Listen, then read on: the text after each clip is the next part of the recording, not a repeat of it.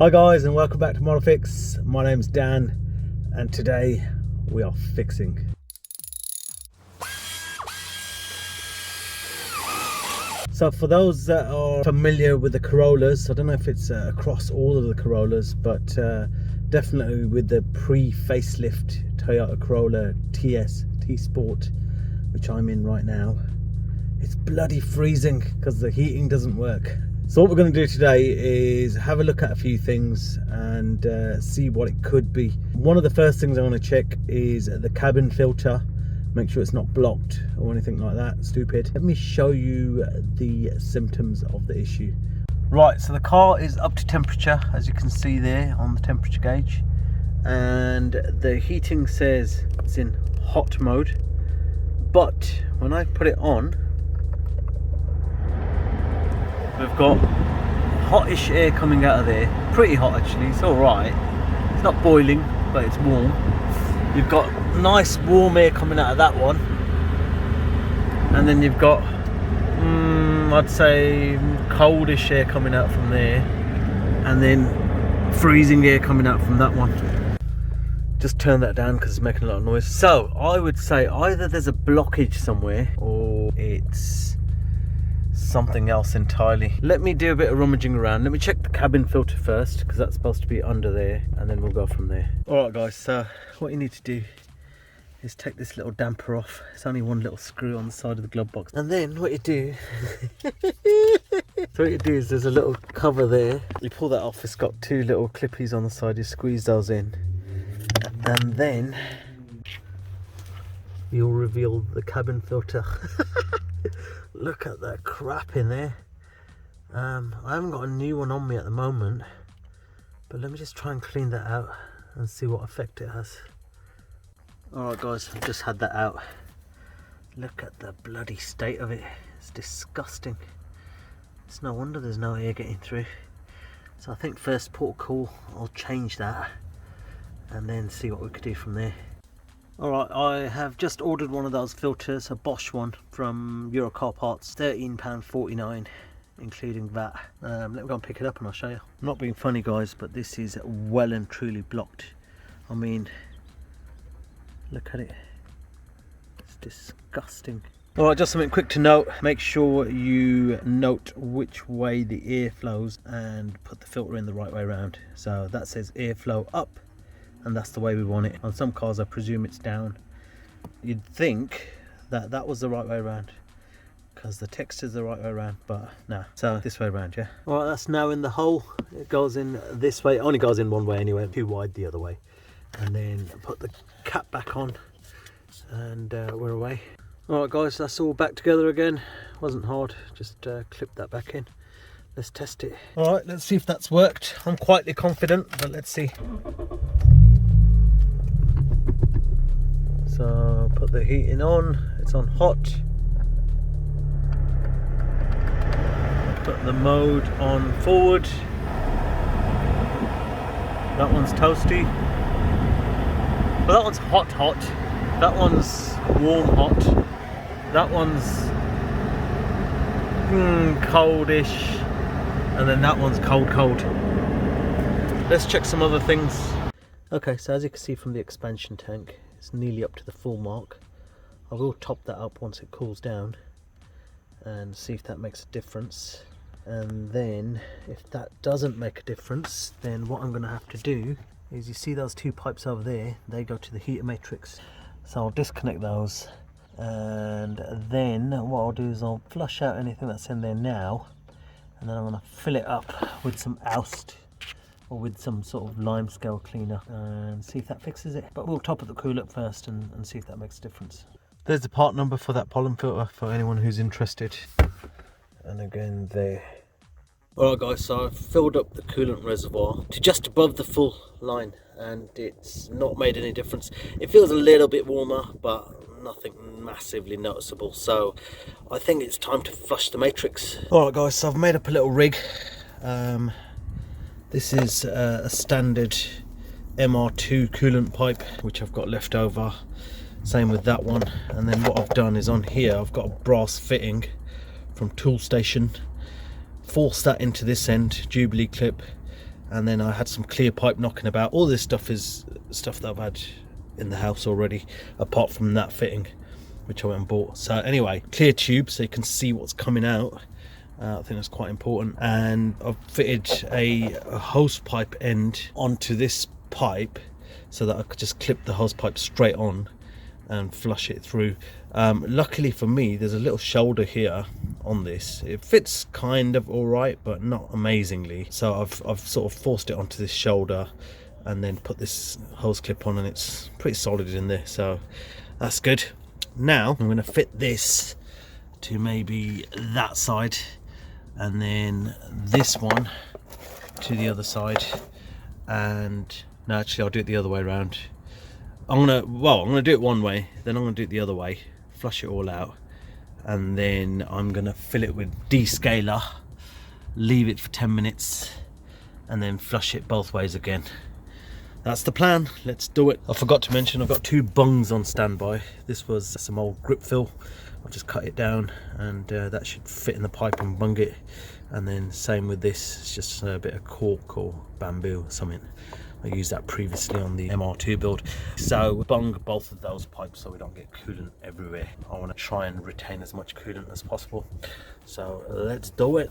Just a quick one. I had to slide the evap canister out. That thing there just slides straight out of there, and it's just got 2 pipes, one in the side and one in the top. They're easy enough to pull out. Just squeeze the clip, pull it down, pull them out, and you're away. It gives me a lot more space to work in there now, because you've got this little aircon pipe, I think it is, in the way. But it's hard to get any sort of grips down there to sort of undo those clips. So anyway, just thought I'd let you know that. Alright, those pipes are off. That was a total pain in the arse. They've been bunged as well. Basically, they were stuck on the pipes and they were really hard to get off. And then I had a brainwave. If you end up in this situation, just get a pick and then sort of go around the pipe like that, and then just move it all the way around and just loosen it off, and then it comes off nice after that. So they're off, on with the rig. Everything's plumbed in and we're ready to rock and roll. So the hose is on, the clear pipe is in the bucket, clamped down. I don't really know actually which is in and out on this thing, so I'm going to flush it both ways anyway, so whatever. Okay, we're going to switch it on now. Let's see what comes out. Okay, here goes. Look, it comes, just looks like normal coolant to me at the moment. Nothing too sinister coming out of there. Oh, the rate at which that's coming out actually is quite slow. Let me just check something. Oh, there's a kink in the pipe here. I'll fill a bucket, and then I'll swap the pipes around, and then I'll fill another bucket from the other side, flushing it the other way, and then I'll put the limescale remover in. Ha ha ha! Okay, so as you can see here, nothing too sinister. It looks alright actually. Looks quite clean. I'm gonna throw this away now and then flush it the other way around. Alrighty, we are plumbed in the other way around now. I've emptied the bucket out and it's time to rock and roll. Alright, we're flushing the other way now. So that's flushing out clear water. It's going at a good pace as well. That's a reverse flush, yeah. So that's going at full blast actually. Alright, as you can see again in this bucket, nothing too sinister. It's all nice and clean.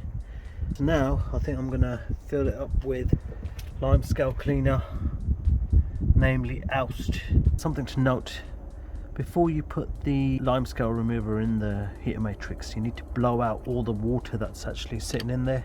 So I tried this little pump here and that was no good, so I got a little tube which I had laying around in the garage, nice big straw, and then I bunged it in there and I blew the crap out of it. So let me see if anything more comes out.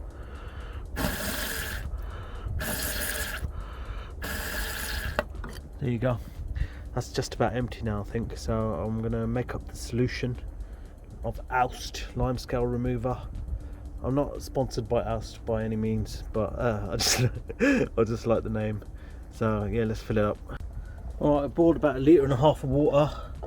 I put the descaler in, this stuff here, and it says to fill up half the kettle, stick this stuff in the water, and then leave it for 10 minutes. What I'm going to do is leave it for about 20 minutes, I think. What I've done here is I've put a funnel on one end, I've put the tube up to the top, so as soon as I see it coming out of that end, I will stop pouring. Alright guys, it's been about 30 minutes and I'm going to give it a flush out again. I'm going to give it a flush in the same direction for now, and then I'll give it a flush in the other direction in the bucket, and then I might just leave the hose running for a little while. I don't know, 5-10 minutes. Alright, that's a bucket full that's just come out. Looks pretty clean to me. The flow was decent as well. It's going to reverse flush it again and then put it all back together. Alright guys, as you can see, water's coming out. It looks clear. It's a tiny bit murky. The last lot that I actually poured out didn't look clean in the bucket. So yeah, I'm just going to flush this bucket now, and then I'm going to leave it running for a little while. I think you'll agree that that flow is quite good and the water's pretty clear.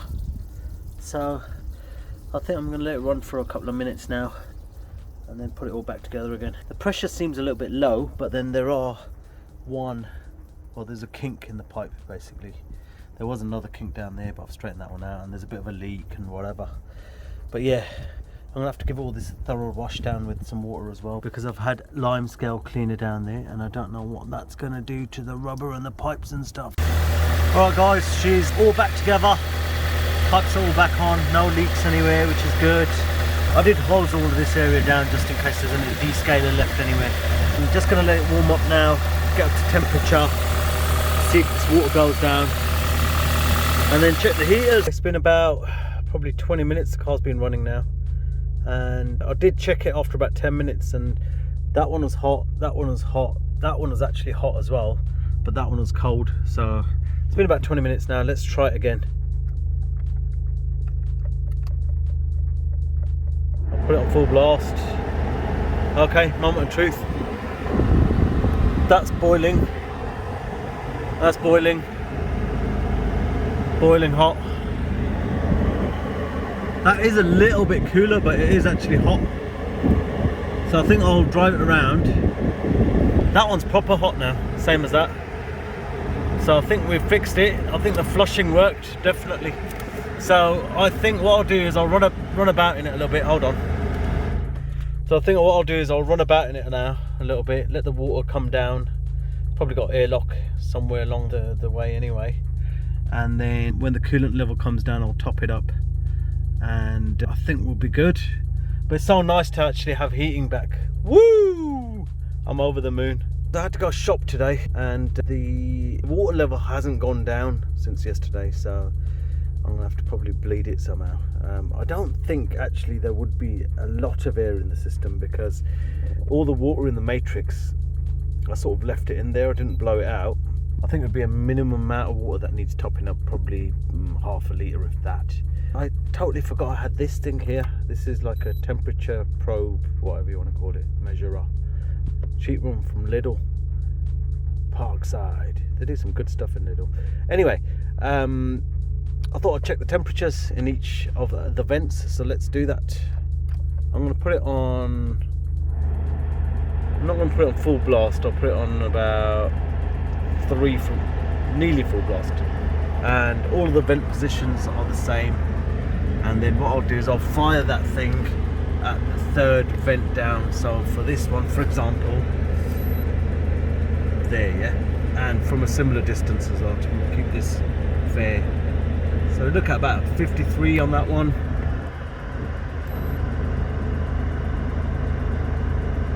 .57 on that one. I'll just redo that one again. Oh, 60, 62. That's more realistic actually, because that one's actually more toasty. This was one of the suspect ones. 53, so that's very good. And then this one,